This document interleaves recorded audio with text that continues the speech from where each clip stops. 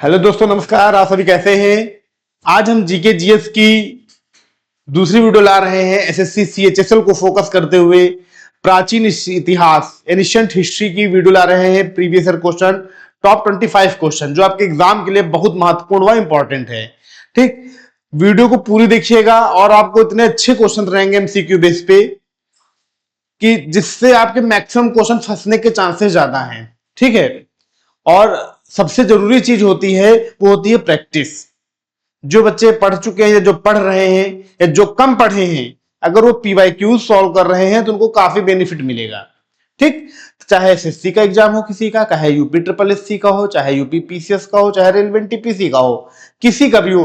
और क्वेश्चन वही सब आते घुमा फिरा के, वो केवल एक भ्रम रहता है कि अरे यार रेलवे का अलग, यूपी पीसीएस का अलग, पुलिस का अलग। यार ये बताओ, प्लासी का जो युद्ध हुआ था सिराजुद्दौला अंग्रेजों के बीच, तो होगा तो उन्हीं के बीच, दूसरे भी तो होगा नहीं। तो चीजें सब वही रहती हैं। अगर आप कॉन्सेप्शनल पढ़े हैं, कॉन्सेप्ट अच्छे से पढ़े हैं, तो आप चाहे जिस परीक्षा में बैठेंगे आप क्रैक कर जाएंगे। एसएससी का हो, चाहे रेलवे का हो, चाहे जो भी परीक्षा आपकी हो। सबसे बड़ी चीज है कॉन्सेप्ट। कॉन्सेप्ट में आपको लाऊंगा, लेकिन अभी हाल ही में एसएससी का एग्जाम है, इसी बिहाफ पे हमारी अचीवर्स टीम जो है आप लोगों ने क्वेश्चंस, इंपॉर्टेंट क्वेश्चन की वीडियो ला रही है। विद इन कुछ दिनों में आपको कॉन्सेप्ट बेसिस पे, अभी हमारे जीएस के मयंक सर हैं, उनका वीडियो आपको आएगा, वो कॉन्सेप्ट बेस पे रहेगा पॉलिटी का। ठीक, लेकिन कुछ टीचर्स कॉन्सेप्ट बेस पे पढ़ाएंगे, कुछ टीचर पीवाईक्यू कराएंगे। लेकिन आपका जो आगे परीक्षाएं होंगी उसमें कॉन्सेप्शनल सारे टॉपिक्स पढ़ाए जाएंगे। जैसे रीजनिंग के सर हो वो क्वेश्चन नहीं कराएंगे, टॉपिक पढ़ाएंगे। जैसे ब्लड रिलेशन हो गया, दिशा निर्देश हो गया, ये सारी चीजें, कोडिंग डिकोडिंग हो गई। पहले टॉपिक कॉन्सेप्ट समझाएंगे तब क्वेश्चन कराएंगे। वैसे मैं हिस्ट्री पढ़ाऊंगा तो हिस्ट्री को मैं एक सेक्शन, मतलब टॉपिक वाइज लेकर चलूंगा, कॉन्सेप्ट समझाऊंगा, कॉन्सेप्ट नोट्स भी आपको मिलेंगे। ठीक, लेकिन एग्जाम को देखते हुए, एग्जाम की दृष्टि से एसएससी सीएचएसएल को फोकस किया जा रहा है और उसी बेस पे आपको क्वेश्चंस कराए जा रहे हैं। चाहे मैं इंग्लिश के सर हो, चाहे हमारे जिस सब्जेक्ट के टीचर आएंगे, अभी वो कुछ दिन क्वेश्चंस कराएंगे, फिर आपके कॉन्सेप्ट बेस पे, जैसे हाल ही में आरआरबी टीपीसी का आया है, उसकी परीक्षा आप लोगों को कराई जाए। परीक्षा की तैयारी के लिए आपको अच्छे तरीके से कराई जाएगी। चाहे आपका आगे यूपी पुलिस का आएगा, भी दमदार तैयारी होगी, झोंक के 100% मेहनत की जाएगी। लेकिन बच्चों को हमारा सपोर्ट करना होगा। फ्री ऑफ कॉस्ट है, 1 रुपया नहीं चार्ज पड़ रहा है। यूट्यूब चला रहे हैं, बस हौक के देखे रहो। रिजल्ट आपकी मेहनत देती है, कोई कोचिंग इंस्टीट्यूट नहीं दिलाती है। आप जितनी मेहनत करेंगे, जितनी प्रैक्टिस करेंगे, जितना रिवीजन करेंगे, मोस्ट इंपॉर्टेंट रिवीजन। आप रिवीजन कितना कर रहे हैं, हाउ मेनी टाइम। तो आप रिवीजन जितनी ज्यादा बार करेंगे, आप उतना ज्यादा स्ट्रांग होंगे और उतना ज्यादा आपके वो सब्जेक्ट जो है उसमें आपकी पकड़ होगी। ठीक, हम आगे चलते हैं, इसको आगे लेके एसएससी सीएचएसएल के इंपॉर्टेंट क्वेश्चन, एनिशिएंट हिस्ट्री के, प्राचीन इतिहास के टॉप 25 क्वेश्चन हैं। ठीक, हम आगे आपको और भी कई क्वेश्चन देंगे। Ancient history, medieval history, modern history, ये तीनों सेक्शन में इतने स्ट्रांग कर दूंगा, इतनी स्टोरी बेसिस बता दूंगा ना, आप भूलोगे नहीं। बस हर एक चीज को अच्छे से देखो, समझते चलो। करेक्ट, तो शुरू करते हैं। प्राचीन भारत इतिहास, ancient history top 25 MCQ series. ठीक, 50, 60, 70 क्वेश्चन भी हो सकते, सीरीज है ना। मान लो पहले पार्ट में मैं 25 क्वेश्चन लाया हूं, नेक्स्ट बार होता 50 क्वेश्चन ले या 30 क्वेश्चन लो, किसी में भी ले। तो सबसे जरूरी चीज है कि सीरीज जो मैं ला रहा हूं प्राचीन भारत इतिहास की। ठीक, हम क्वेश्चन स्टार्ट करते हैं। स्टार्ट करने का मतलब होता है कि किसी भी व्यक्ति की स्टार्टिंग ये नहीं होता कि हम 2 साल से करें, 4 साल से। आज से आप स्टार्ट कर रहे हैं तो आज से आपकी स्टार्टिंग शुरू हो जाएगी। मायने ये नहीं रखता कि आप कितने सालों से तैयारी कर रहे हैं, मायने ये रखता है कि किस मेथड से तैयारी कर रहे हैं। कि कोई 5 साल से तैयारी कर रहा है, हम 6 महीने से, वो ज्यादा इंटेलिजेंट है, ज्यादा टैलेंटेड है। ये आपकी गलतफहमी है। तरीका उनका क्या है, आप 6 महीने में भी एक रूटीन, एक सिस्टमैटिक तरीके से पढ़ रहे हैं, एक स्मार्ट तरीके से पढ़ रहे हैं, तो आप 6 महीने के तैयारी में 2 साल के बच्चे जो तैयारी कर उसको आप फेल कर दोगे। तो सबसे चीज सिस्टमैटिक। जितने पीवाईक्यू लगाओगे, जितने क्वेश्चन अच्छे लगाओगे, इंपॉर्टेंट क्वेश्चन लगाओगे, उतना ही आपको बेनिफिट मिलेगा। ठीक, तो शुरू करते हैं। भारतीय पुरातत्व के जनक किसे कहा जाता है? भारतीय पुरातत्व का जनक किसे कहा जाता है? John Marshall, James Burgess, Alexander Cunningham, NP Chakravarti. Who is called the father of Indian archaeological? बहुत अच्छा क्वेश्चन है, जो बच्चे पढ़े हैं फटाक से आंसर बता देंगे। इसका जो सही आंसर क्या है, भारत आर्कियोलॉजिकल डिपार्टमेंट का प्रमुख कौन है? तो सी, अलेक्जेंडर कनिंघम।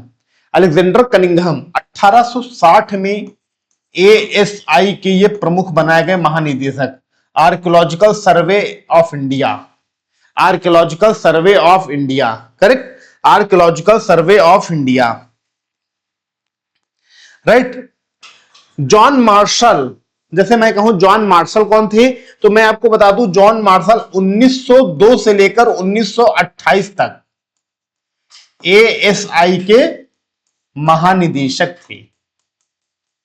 महानिदेशक थे जॉन मार्शल जो थे, पहला ऑप्शन है, 1902 से 1928 तक आर्कियोलॉजिकल सर्वे ऑफ इंडिया के महानिदेशक थे।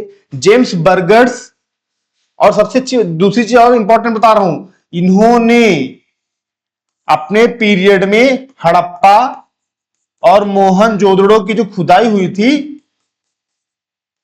उसकी ये निरीक्षण करने गए थे, ये निरीक्षण करने गए थे, सर्वे करने गए थे। कौन? John Marshall. जेम्स बर्गर्स, ये क्या थे? ये भी पुरातत्वविद से जुड़े थे, आर्कियोलॉजिकल से जुड़े हुए थे, लेकिन भारत से ज्यादा इनका रिलेशन नहीं था। एनपी चक्रवर्ती, ये इतिहासकार थे और साथ ही साथ पुरातत्वविद भी थे, ये भी पुरातत्वविद थे, आर्कियोलॉजिकल थे, ठीक। एनपी चक्रवर्ती भारतीय थे, ठीक। तो इसका सही आंसर है अलेक्जेंडर कनिंघम, आप टिक कर दीजिएगा, राइट। आगे चलते हैं नेक्स्ट क्वेश्चन पे। प्राइमेट्स क्या होता है? प्राइमेट्स कौन थे? Who were the primates? नर मानव, नर मानव या नरवानर, मेल ह्यूमन या मंकी? दोस्तों ये क्वेश्चन इनकम्प्लीट माना जाएगा, लेकिन एग्जाम में आया है इसलिए मैं आपको बता दूं, ठीक। प्राइमेट्स में मेल और फीमेल दोनों आते हैं, मनुष्य भी आता है, जानवर भी आते हैं, बंदर भी आते हैं, ठीक। स्तनधारी, जो भी जानवर स्तनधारी होते हैं वो प्राइमेट्स कहलाते हैं, ये जान जाइए, ठीक। तो यहां पे अगर मैं एग्जैक्ट आंसर आपको बताऊं कि सर इसका आंसर क्या होगा, तो इसका आंसर जो होगा वो आपका नर होगा, मानव होगा, नर मानव होगा या नर वानर होगा। तो इसका जो आंसर है नर वानर होगा। इसका जो आंसर क्या आएगा? नर वानर, ऑप्शन डी, ठीक। ऑप्शन डी, नर और वानर दोनों आएंगे, ठीक। तो इसका आंसर नर और वानर दोनों, माने कि नर माने मनुष्य और वानर माने बंदर। प्राइमेट्स में इसको डी को सही आंसर बताया गया, ठीक, मंकी एंड ह्यूमन, ठीक। नेक्स्ट क्वेश्चन पे आते हैं हम लोग। पूरा पाषाण काल को कितने भागों में विभाजित किया गया है? Into how many parts has the palaeolithic period been divided? 2 part, 3 part, 4 part या 5 पार्ट? 2, 3 and 4 and 5। तो पूरा पाषाण काल को 3 भागों में विभाजित किया गया है। कितने भागों में? 3। निम्न पूरा पाषाण काल,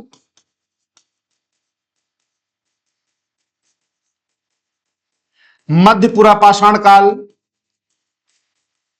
आपको मैं जब डिटेल बैच पढ़ाऊंगा तो उसका एज भी बता दूंगा, टाइम भी बता दूंगा, और उच्च पूरा पाषाण काल, उच्च पूरा पाषाण काल, ठीक। ये 3 सेक्शन, 3 भागों में डिवाइड किया गया है।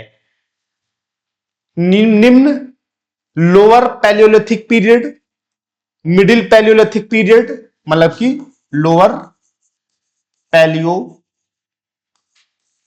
Period, middle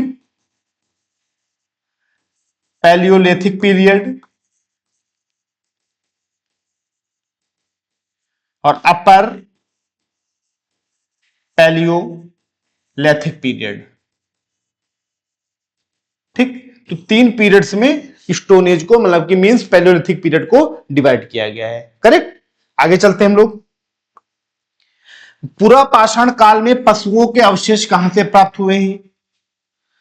where were the remains of animal found in the palaeolithic period?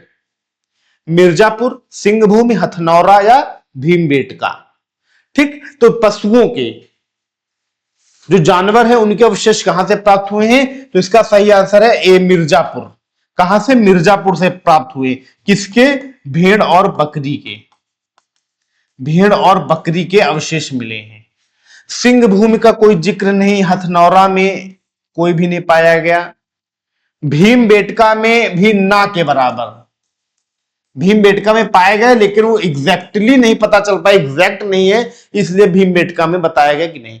तो मिर्जापुर हमारा बसता है, तो मिर्जापुर में हमारा पूरा पाषाण काल में पशुओं के अवशेष प्राप्त हुए हैं। राइट, आगे चलते हैं। पहिए व कृषि का आविष्कार किस समय हुआ? पूरा पाषाण काल, मध्य पाषाण काल, नव पाषाण काल व उच्च पूरा पाषाण काल? When were the wheel and agriculture invented?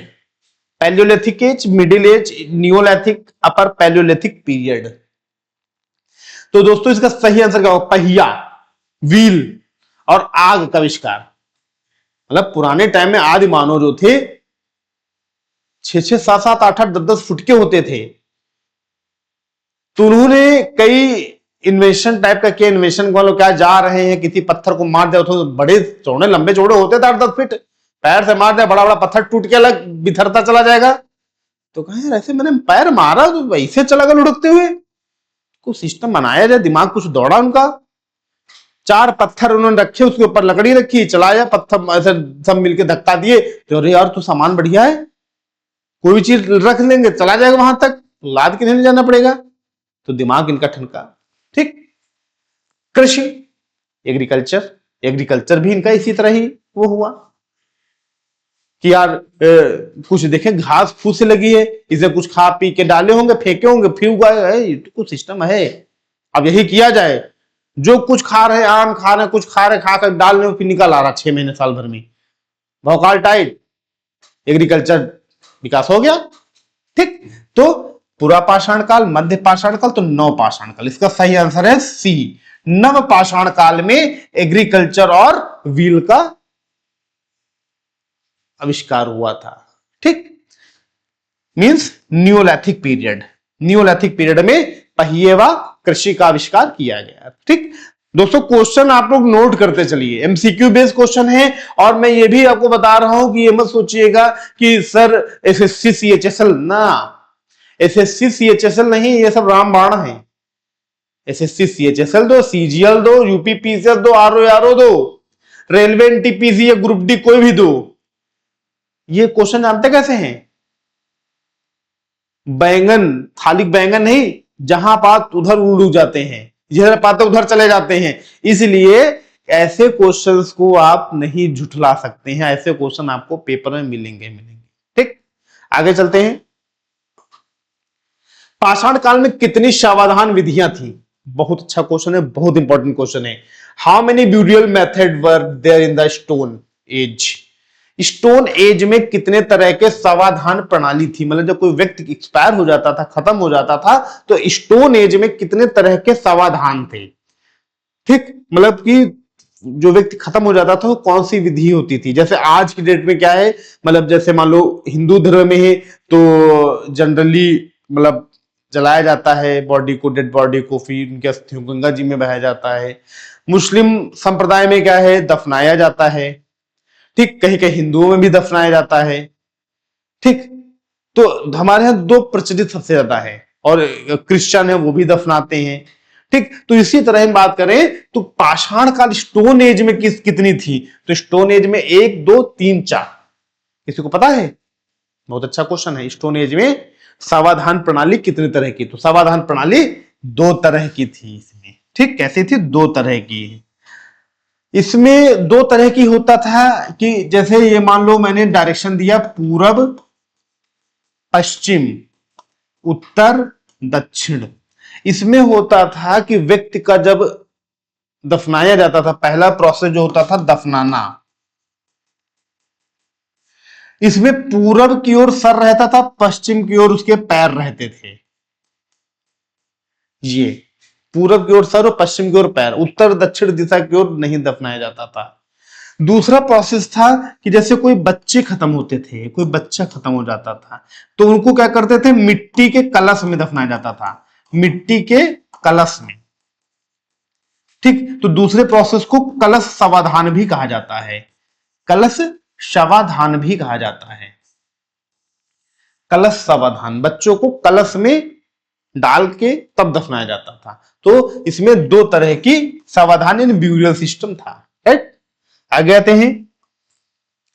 Bharat में लौह युग का आरंभ कब हुआ? When did the Iron Age begin in India? ये 800 ईसा पूर्व, 1000 ईसा पूर्व, 1200 ईसा पूर्व, 1100 ईसा पूर्व, 800 बीसी, 1000 बीसी, 1200 बीसी या 1100 बीसी। तो इसका सही आंसर क्या होगा? B, 1000 BC. भारत में लोहे का जो आविष्कार हुआ 1000 बीसी। ठीक, इट मींस वैदिक पीरियड के दौरान, ठीक, वैदिक काल के दौरान मान चलो, ये लगभग वैदिक काल के अंत में ऐसा हुआ कि लोहे का युग आरंभ हुआ। ठीक, वैदिक पीरियड में जब लोहे का टाइम प्रारंभ हुआ तो उसे लौ अयस बोला जाता है, लौह अयस। बहुत इंपॉर्टेंट पॉइंट है। जब लौह युग शुरू हुआ तो वैदिक कालों में, वैदिक पीरियड में लौह काल को क्या कहा जाता था? लौह अयस के नाम से जाना जाता था। किस नाम से जाना जाता था? लौह अयस के नाम से। बहुत इंपॉर्टेंट फैक्ट है, बहुत अच्छे फैक्ट है। ठीक, आपको छोटे से एग्जाम से बड़े एग्जाम सब में कवर अप होगा, लेकिन फोकस्ड एसएससी सीएचएस। राइट, आगे चलते हैं। एमटीएस भी है। भारत में लोहे के पहले साक्ष्य कहां से प्राप्त हुए? Where was the first evidence of iron found in India? Ujjain, Etah, Alamgirpur, Atranji, Kheda. Ujjain, Etah, Alamgirpur, Atranji, Kheda. तो लोहे के साक्ष्य कहां से मिले ये आपको बताना है।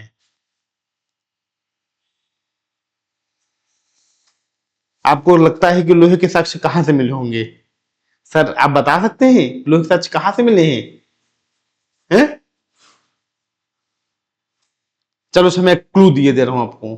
ठीक, उत्तर प्रदेश का एक डिस्ट्रिक्ट है, वहीं से मिले हैं। अब बताओ, उत्तर प्रदेश का डिस्ट्रिक्ट है, वहां से मिले, तो आप बता सकते हैं? A B C D, A B C D, बताइए। अरे मालिक, हमें बता पड़ी। चलो अच्छा बता रहे हैं। एटा, एटा जिले से लोहे के प्रथम साक्ष्य मिले हैं। ठीक, गलत तो नहीं है? अतरंजी खेड़ा तो नहीं होगा? भैया कंफ्यूज हो रहे हो हैं? चलो एटा सही है, आगे चलते हैं। तो गलत हो भी जाएगा तो क्या करना यार। ठीक है, चेक कर लेना एक बार गूगल पे है। हाँ यार, इंसान है, गलतियां हो जाती होंगी, लोगों से, हमसे हो सकती है, आपसे हो सकती, कोई भी है, हैं? भगवान तो नहीं है ना, हम है ना कोई टीचर। जितना यूट्यूबर जितने टीचर है, महान से महान टीचर है, उनसे भी गलती हो जाती है, कभी कभी गलत बता देते हैं, है ना। हाँ, ये सब ज्यादा टेंशन नहीं लेने का। अगला क्वेश्चन पे आते हैं हम लोग। भारतीय पुरातत्व विभाग की स्थापना का श्रेय किसको जाता है? Who gets the credit for establishing the Indian archaeological department? William Bentinck, Curzon, Warren Hastings, इनमें से कोई नहीं। तो सर बताइए, तो बेटा कौन है भारतीय पुरातत्व विभाग की स्थापना करने वाला? आप बताइए, just a minute.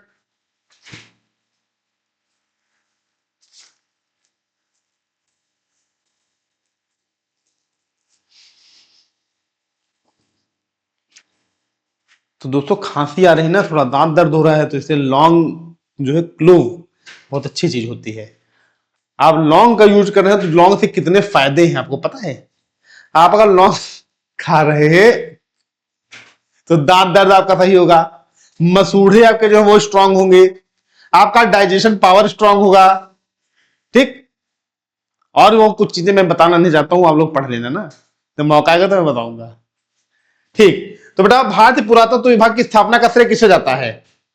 बेंटिन, Curzon, Warren Hastings, इनमें से कोई नहीं। मेरे हिसाब से आंसर ये डी सही, इनमें से कोई नहीं।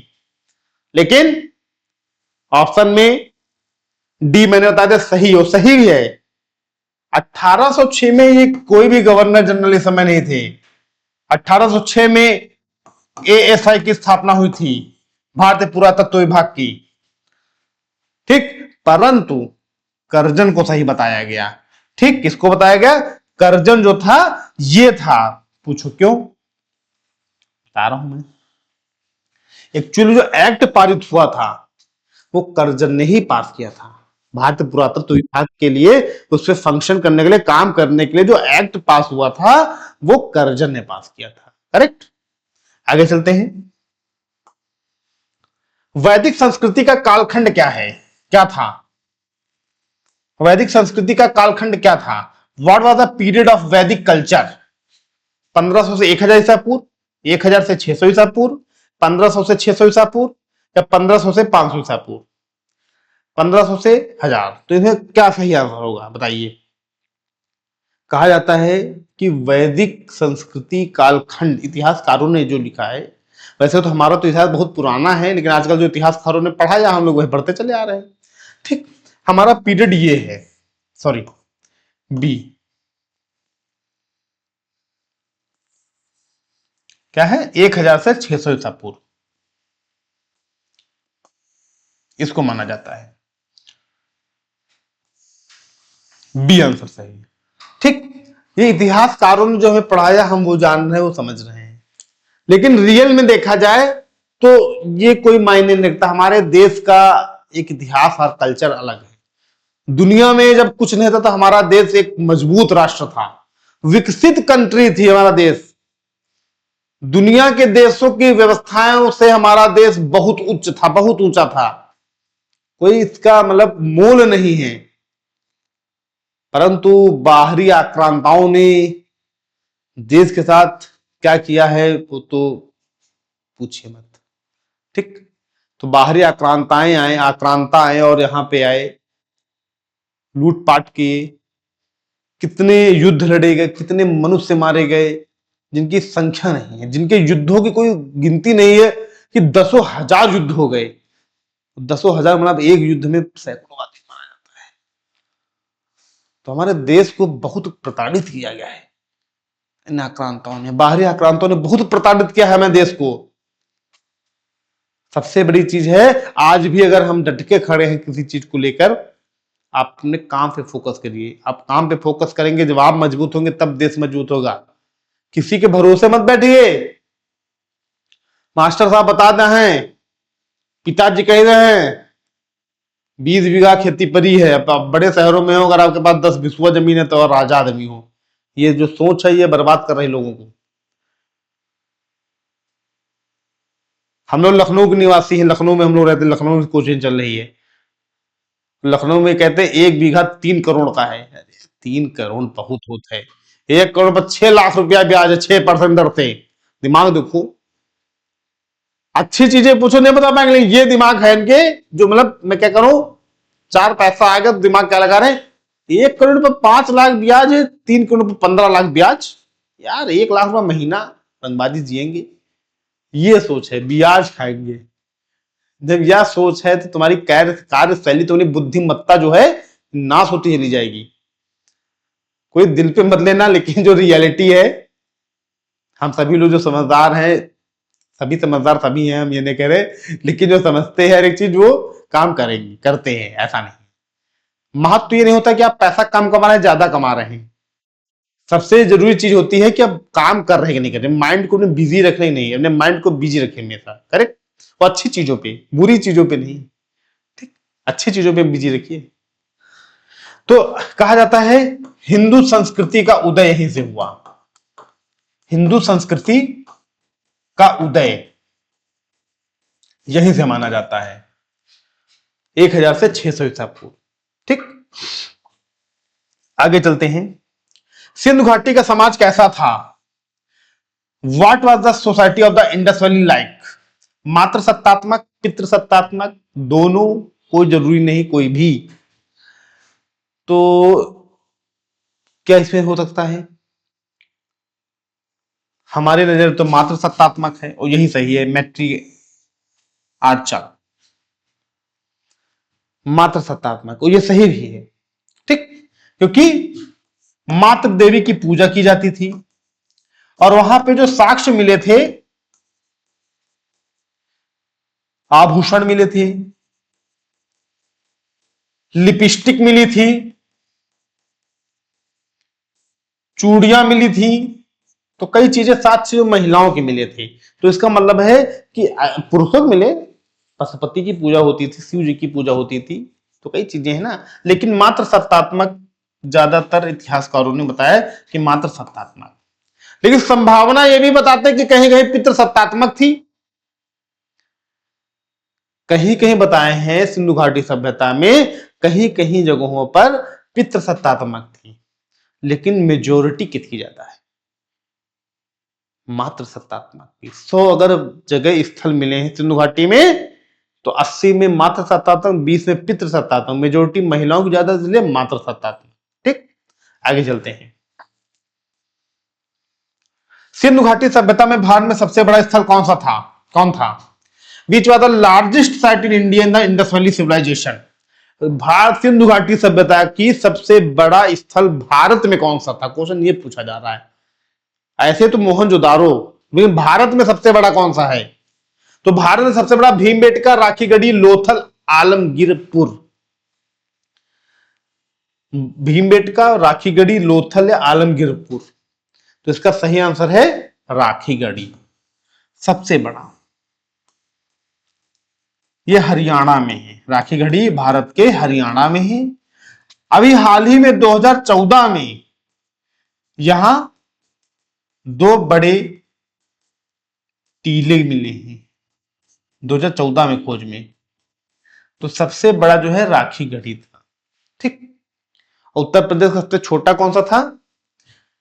ये जो था सबसे बड़ा, और ये सबसे छोटा था। उत्तर प्रदेश में है आलमगीरपुर।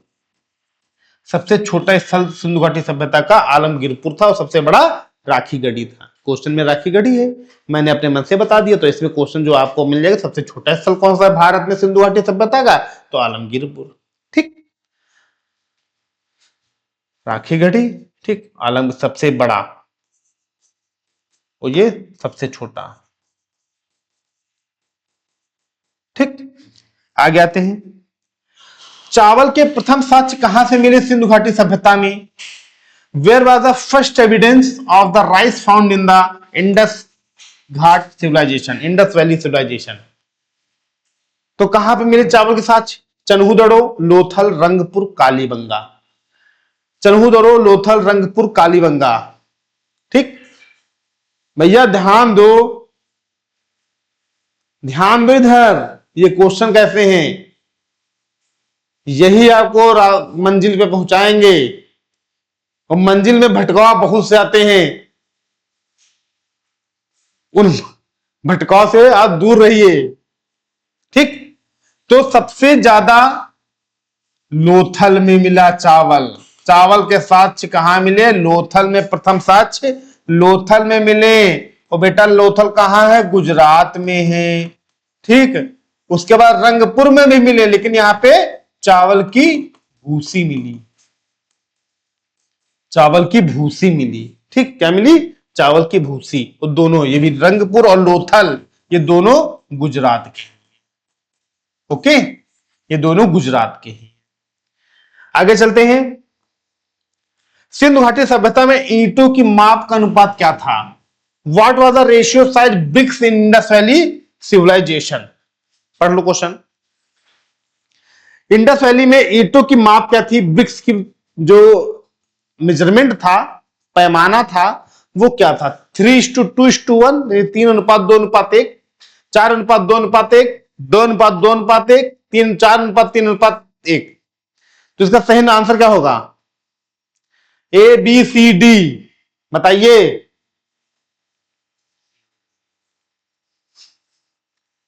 नहीं, तो इसमें ना ये होगा ना ये होगा, सॉरी, सिलेक्ट पे चला जा रहा है, न ये होगा और न ये होगा, ये दो बचे, इन दो में कौन सा होगा? 4:3:1, 4:2:1, क्या होगा?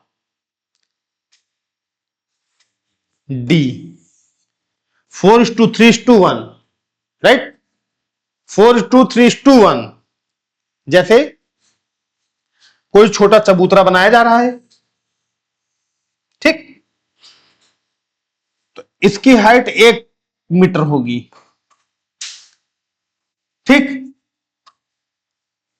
4 मीटर लंबाई होगी, ठीक, और इसकी जो ये जो बनेगा वो 2 मीटर होगा। 4:3:1, मतलब जो ईंट होती थी वो 4:3:1 की होती थी, ठीक है। अगला क्वेश्चन आते हैं, सिंधु घाटी सभ्यता के कितने भौगोलिक स्थल थे? How many geographical sites did the Indus valley civilisation have? 3, 4, 5, 6, तो इनमें से गलत सम्मा है। कम से कम 1000 से ज्यादा स्थल थे, ठीक, 1000 से ज्यादा स्थल खोजे गए, लेकिन इसमें 6 स्थल ऐसे थे जो सबसे प्रमुख माने जाते हैं, जो आपकी परीक्षा की दृष्टि से सबसे ज्यादा पूछे जाते हैं। 6 स्थल, ठीक, 6 स्थल, डी ऑप्शन सही है, ठीक। तो 6 स्थल, इंपॉर्टेंट स्थल जो थे वो 6 थे, हजारों में 6 सबसे इंपॉर्टेंट, ठीक। जैसे कालीबंगा, लोथल, मोहनजोदारो, हड़प्पा, कालीबंगा, भीमबेटका, आलमगीरपुर, ये सब बहुत से 6 जो है सबसे इंपॉर्टेंट और महत्वपूर्ण, ठीक। अगला क्वेश्चन, उत्तर प्रदेश में गेहूं के साक्ष्य कहां पर मिले सिंधु घाटी सभ्यता के अंतर्गत? Where was the evidence of wheat found in Uttar Pradesh under the Indus valley civilisation? Etah, Alamgirpur, Saharanpur, Meerut. तो इसका सही आंसर कौन सा है? गेहूं के साक्ष्य सबसे पहले कहां मिले? तो सहारनपुर। सही आंसर क्या है? सहारनपुर। सहारनपुर कहां पे है? यूपी में है। यूपी में सहारनपुर कहां पे है?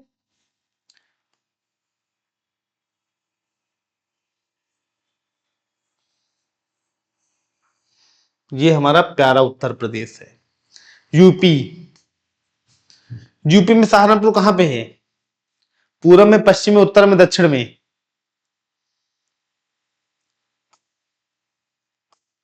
ये है सहारनपुर। सही बता रहे ना? गलत तो नहीं बता रहे? शाहजहांपुर तो नहीं है, सहारनपुर है। उत्तर प्रदेश का सबसे उत्तरी जिला है ये। उत्तर प्रदेश का सबसे उत्तरी जिला है सहारनपुर, और सबसे पहले यहां पे गेहूं के साक्ष्य मिले सिंधु घाटी सभ्यता के अनुसार, ठीक। ये जो हिमाचल प्रदेश से सीमा बनाता है, ठीक। आगे चलते हैं। सिंधु घाटी सभ्यता में भवन कितने मंजिल के रहते थे? How many floors did the building in the Indus valley civilisation have? 1 मंजिल, 2 मंजिल, 3 मंजिल या साधारण घर? First floor, second floor, third floor या सिंपल हाउस? तो सिंधु घाटी सभ्यता में ज्यादातर घर 1 से 2 मंजिल के होते थे, ज्यादातर 1 से 2 मंजिल का। अगर मैं कहूं इनमें भी, तो 2 इज ग्रेटर देन 1, यानी 2 मंजिल के घर ज्यादा रहते थे, ठीक। तो इसका आंसर सही 2 मंजिल, ठीक। 2 मंजिल, सेकंड फ्लोर के घर ज्यादा रहते थे। यहां पे एक नोट पॉइंट है,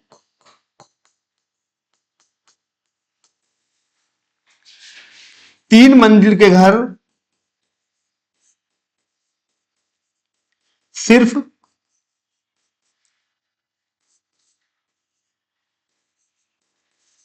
मोहनजोदड़ो में थे,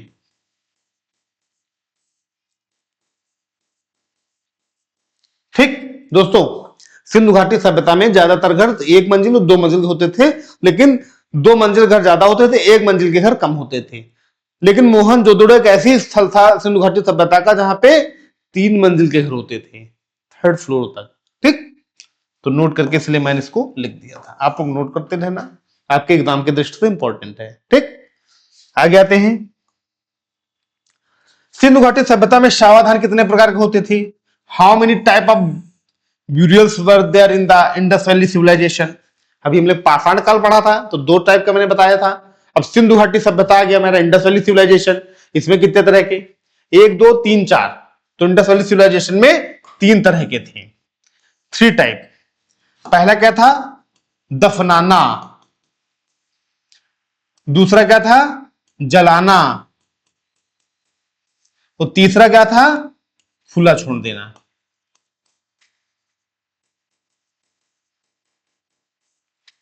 ठीक, इंग्लिश में बताना पड़ेगा क्या? यार हमारा प्यारा भारत, हमारी मदर भाषा जो है, मातृभाषा जो है वो हिंदी है, तो मातृभाषा को नमन करते हैं। ठीक, तो मातृभाषा हमारी हिंदी। मैं ऐसा नहीं इंग्लिश नहीं होता, इंग्लिश बता सकता हूं, लेकिन हम भाई मातृभाषा को ज्यादा फॉलो करते हैं। और उत्तर भारत के लोग तो सबसे ज्यादा हिंदी के वो है। ठीक, और ऐसा नहीं, दक्षिण भारत की भाषाएं बहुत अच्छी भाषाएं हैं, हम बोल नहीं सकते हैं, लेकिन बात बता रहे हैं बहुत अच्छी, वो लोग अपनाते भी अपने कल्चर को। इंग्लिश सेकेंडरी है, प्राइमरी अपनी तमिल है, उनकी प्राइमरी लैंग्वेज तमिल है। कन्नड़ अपनी प्राइमरी लैंग्वेज, मराठी अपनी primary language, then English.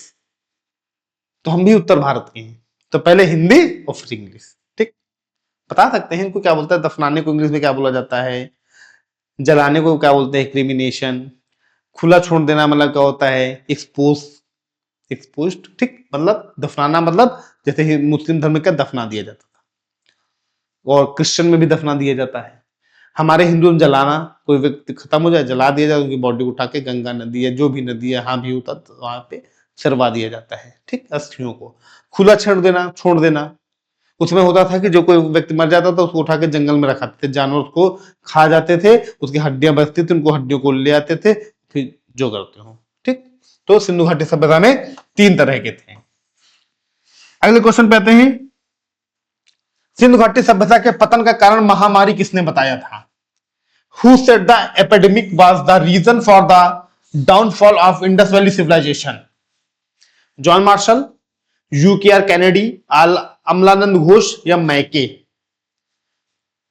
यूकेआर Kennedy ने यह बात बताई थी कि वहां पे महामारी फैली हुई है। ठीक, कौन बताई थी? यूकेआर कैनेडी। ठीक, जॉन मार्शल ने बाढ़ बताया था, बाढ़ आई है। अमलानंद घोष ने क्या बताया था? इन्होंने बाढ़ बताई थी।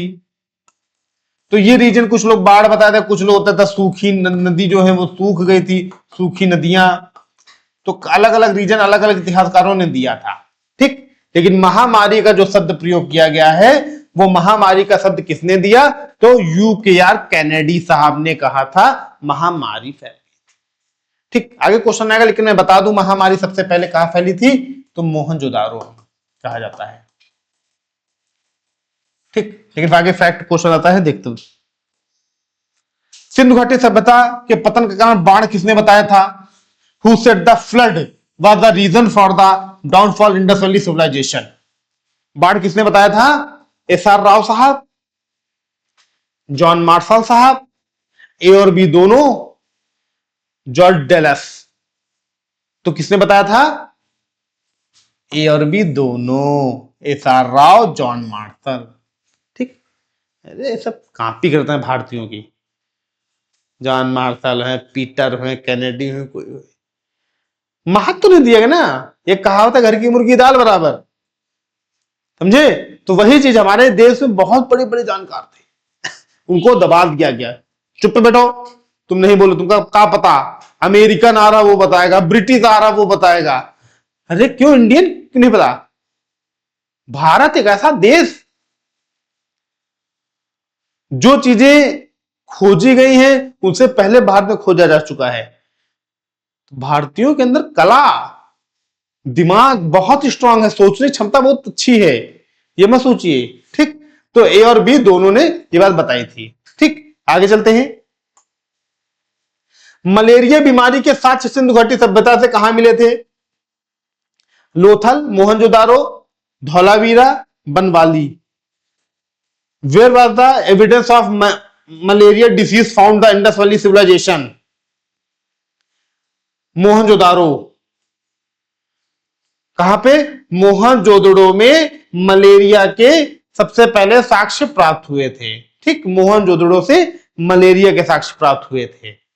और यहां पे जब मलेरिया फैली थी तो वहां के लोग इसका इलाज तो ऐसा तो नहीं था कि पैरासीटामोल दे दिया जाए या वो दवाई दे दी जाए, तो उस समय दवाइयां तो थी नहीं, मतलब रसायन केमिकल। उस समय वहां पे साक्ष्य के रूप में क्या मिला था? नीम की पत्तियां। नीम की पत्तियां मिली थी वहां पे, कि नीम की पत्तियों से इलाज होता था। नीम की पत्तियों को पानी उबाल के नहलाना, नीम की पत्ती का लेप लगाया जाता था कि जिससे आराम मिले। तो नीम की पत्ती के साक्ष्य मिले हैं। ठीक, आगे चलते हैं। इस सभ्यता की सबसे पहले जानकारी कौन दिया था? Who give the first information about this civilization?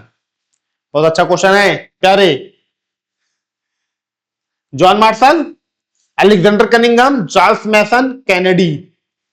बहुत अच्छा क्वेश्चन है। सिंधु घाटी सभ्यता की सबसे पहले जानकारी किसने दी थी? टाइम तो एग्जैक्ट नहीं बताऊंगा क्या है, लेकिन मे बी टाइम पीरियड बता सकता हूं मैं। चार्ल्स मैसन। सी आंसर सबसे एकदम करेक्ट है। चार्ल्स मैसन ने बताया था 1826 में। ठीक, शायद कहीं 1806 भी दिया गया है, लेकिन सबसे ज्यादा ये माना जाता है 1826 में चार्ल्स मैसन ने बताया था कि यहां पे कोई सिविलाइजेशन डेवलप हुई थी पहले, तब जाके इस पे काम शुरू हुआ था। 1826 में बताए थे, 1861 में शुरू हुआ काम, मतलब जॉन कनिंघम साहब आए। ठीक, आगे चलते हैं। ऋग्वेद में कितने मंत्र हैं? How many mantras were there Rigveda? 10,000, 10,462, 11,000, 10,500, 10,000, 10,462, 11,000, 10,500। तो सही आंसर है बी, 10,462। ठीक, बी आंसर एकदम सही है। और मंडल कितने थे ऋग्वेद में? तो 10 मंडल थे। ठीक, 10 मंडल थे और 10,462 मंत्र थे। ठीक, आगे चलते हैं। ऋग्वेद में सबसे ज्यादा बार किस शब्द का प्रयोग हुआ? Which words have been used most frequently in Rigveda? जन, इंद्र, पिता, गाय। तो जन को सही माना जाता है, कहीं कहीं इंद्र को बताया जाता है, कहीं कहीं इंद्र को भी बताया जाता है, लेकिन जन 275 बार यूज हुआ, सबसे ज्यादा बार। ठीक, कुछ इतिहासकार इसे इंद्र ही बताते हैं, लेकिन सही आंसर क्या है? जन है। जन को सबसे ज्यादा बार, आप सर्च कर लीजिएगा, लेकिन जन को ज्यादातर बताया गया है। कई बार मैंने पेपर जो देखे हैं, प्रीवियस ईयर देखे, तो उसमें जन का ही आंसर सही माना गया है। ठीक, आगे चलते हैं।